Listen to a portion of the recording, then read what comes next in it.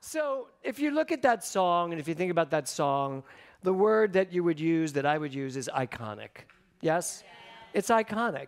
I mean, Barbara Streisand singing that song in that movie, and then the ending of it, you know, when she's singing on the tugboat, and there's doing the pullback shot, and she's on that tugboat raising those roses. I mean, these are images that you can't get out of your head, and it's iconic. Which is why when he said it to me, I want to sing that. You know, I'm like, oh, do you? It's, you know, it's kind of iconic. But here's the funny part. You know, she did Funny Girl on Broadway in 1966 or something, 65, 66. Did the movie in 68. And from 1965 until just a year ago or 2 years ago, that show has never been revived because no one ever wanted to step into that part. Who wanted to step into that part? And then it opened on Broadway a couple of years ago, and the woman that stepped into the part really wishes she hadn't at this point. Truly, you all know, you've all read those reviews, there's those who haven't. She was kind of slaughtered. But then the fabulous Lea Michele went in. I literally flew to New York to see that performance. And all the critics said, lightning has struck twice. Barbara Streisand and now Lea Michele. And now, just as a little commercial for y'all, it's here with a woman nobody knows, although they do now, that once again, all the critics said, lightning has now struck 3 times in this role. She apparently is, I do want to get to see it before it goes, but it is, the word is iconic. This is what iconic means. Widely known and admired for distinctive excellence, immortal and flawless. That's what iconic means. Immortal and flawless. Now here's the funny part. The movie Funny Girl, do you all remember the movie when it came out? It was panned. It was universally panned. Every critic gave it kind of a middle review saying the movie's a disaster, but she's brilliant. We don't remember that. Now that was 1968. In 2002, they released a version of it, and all the critics weighed in again, and suddenly the iconic nature of her performance took the movie to a higher level. Same movie, but we've all bought into the iconic tree of Barbara Streisand, of what that movie was. So the movie may not have been a big hit back then, but it made Barbara Streisand an instant star. So this song that Kevin just sang portrays someone who's at a point in their life when they are ready to take what is theirs and they don't care what anyone else says about it. I'm going to live and live now.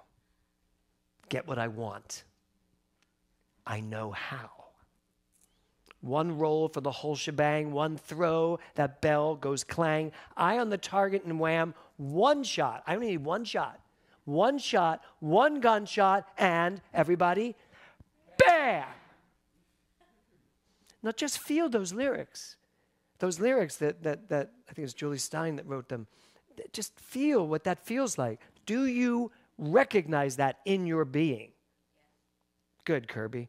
You should. That's what I'm asking you to tap into today. That conviction, that part of you. You can feel the resolve in these lyrics. Not even her performance, which was great. But we've seen many performances of this now. The one we just saw. That is like revelatory. But it's so powerful in its resolution, in its determination, in its assurance. And if you really listen to that song, well, how's it begin? What's the first lyric? Don't tell me not to live, just sit and putter. Life's candy and the sun's a ball of butter. Don't bring around the clouds to rain on my parade. This is a spiritual mind treatment. Think about it. The entire song is a spiritual mind treatment. I'm going to live and live now, get what I want, I know how. It's a spiritual mind treatment, the whole song. But with the power and the assurance, the absolute certainty that it's going to be exactly what this person says it's going to be. When was the last time you were that certain of something? When was the last time you were that certain of you, Carol? Then you really knew that that's who you were and nothing could stop you. Period. End of sentence. This morning, I know. But that's a really good question for all of us. When was the last time that you really knew who you were, what you wanted to be, and that nothing was going to stop you? So pride. Our affirmation is, I stand in pride for who I am. And I did a little bit of remember who you are today for a reason. Because my question to you is, how proud are you of who you are? How proud are you of who you are? And I'm not talking about what you've done, by the way.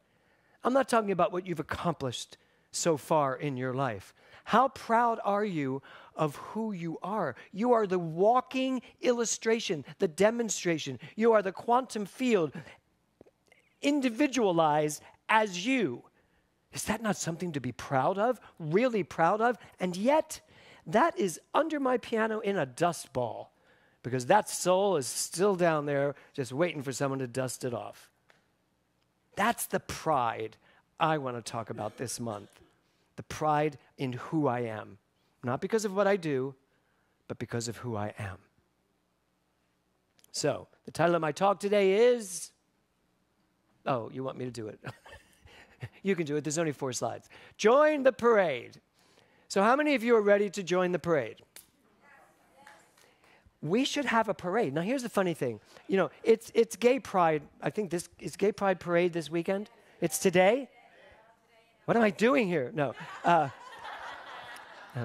But here's the funny part. So I just saw this thing online, and someone who is a bit more conservative perhaps than me, who said, I don't understand why the gays need a pride parade. Straights don't have a pride parade. Have you ever been to a straight pride parade?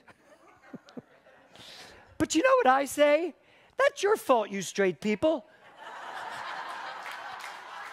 Go out and make a parade happen, right? Celebrate your straightness. Celebrate your crookedness. No, not that.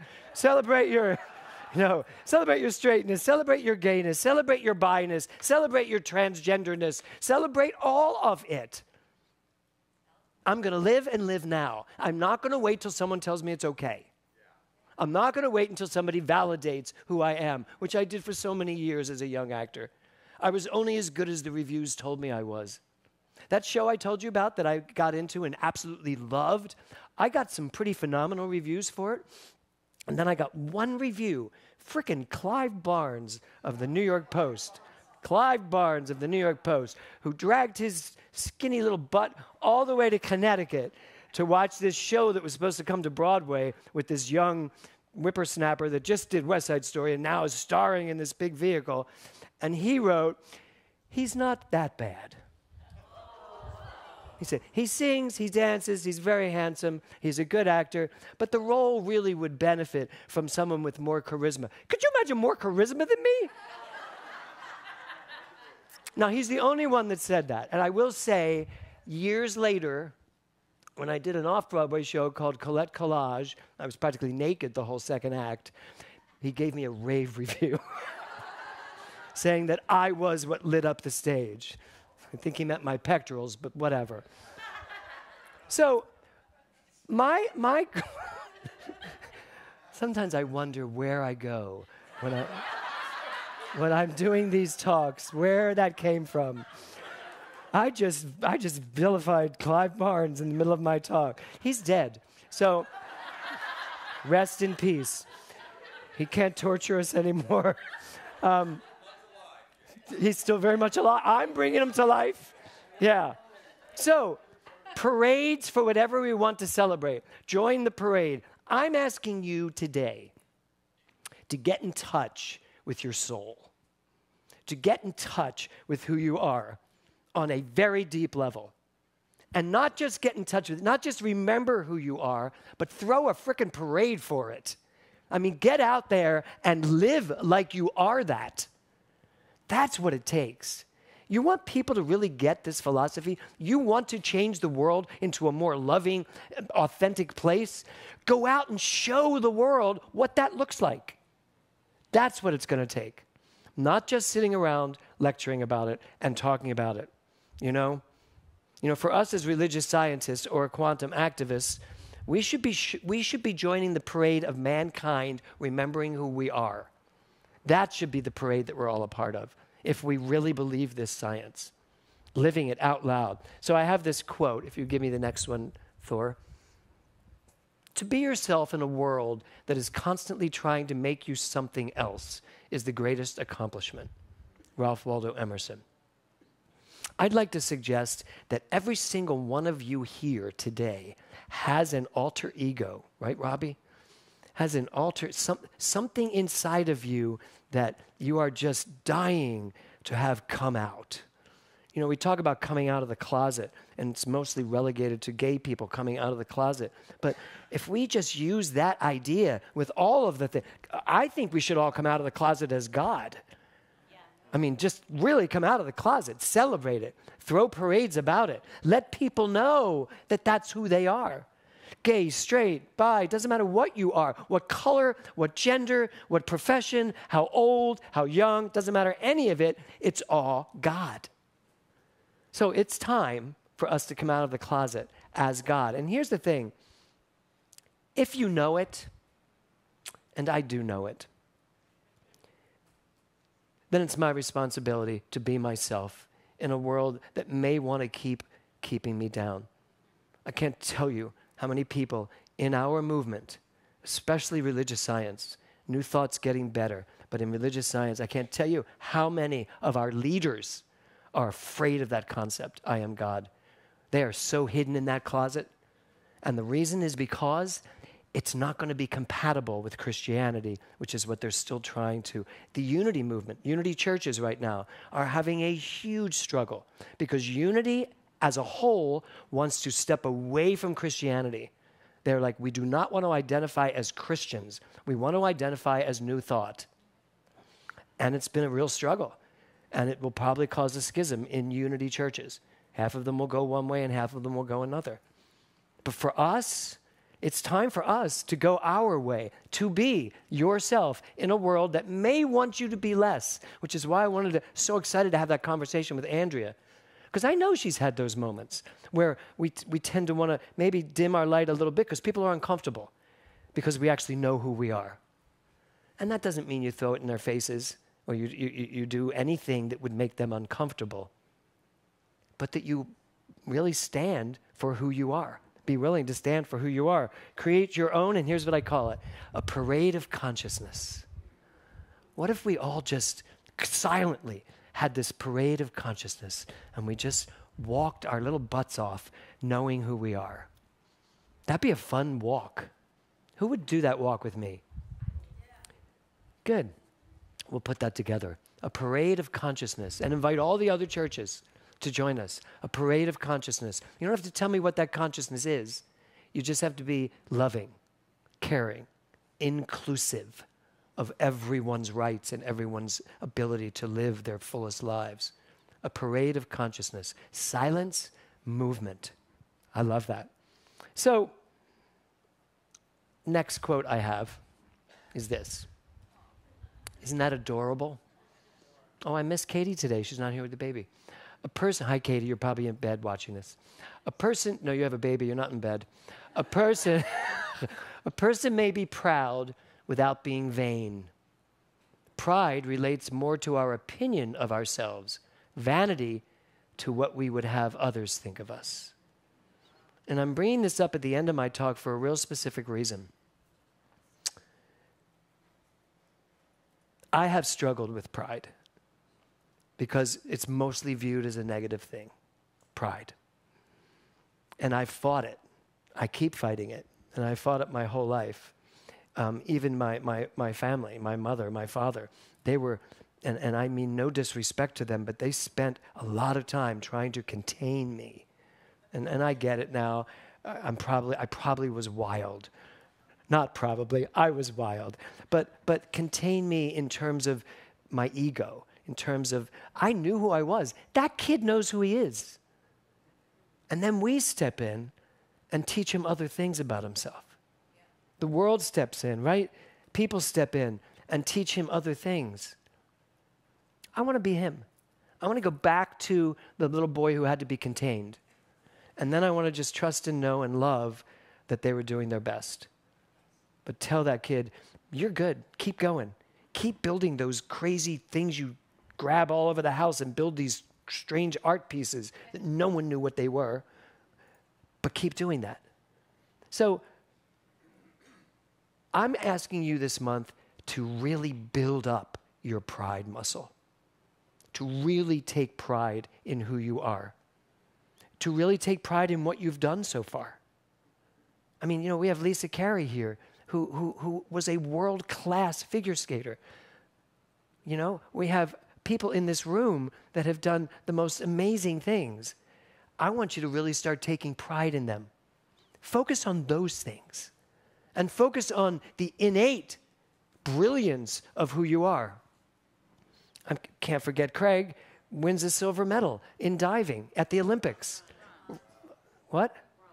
I said, oh, bronze. I love that you all yelled bronze.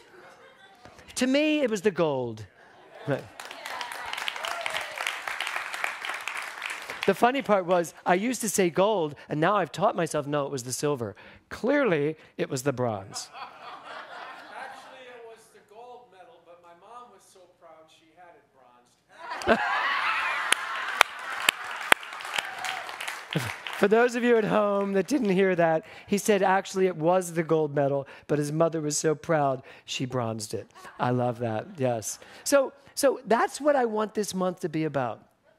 Not going back and looking at all the things we've done, but knowing that you are the conglomerate of everything you've done in your life.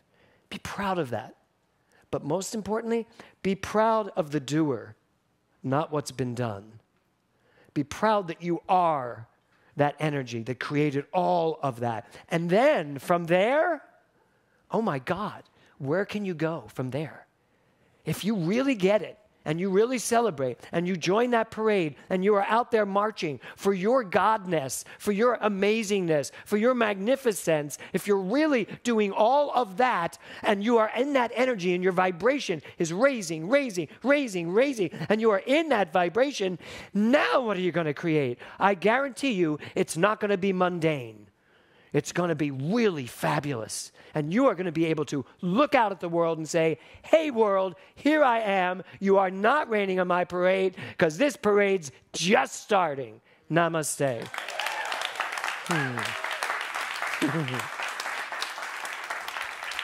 Thank you. Thank you.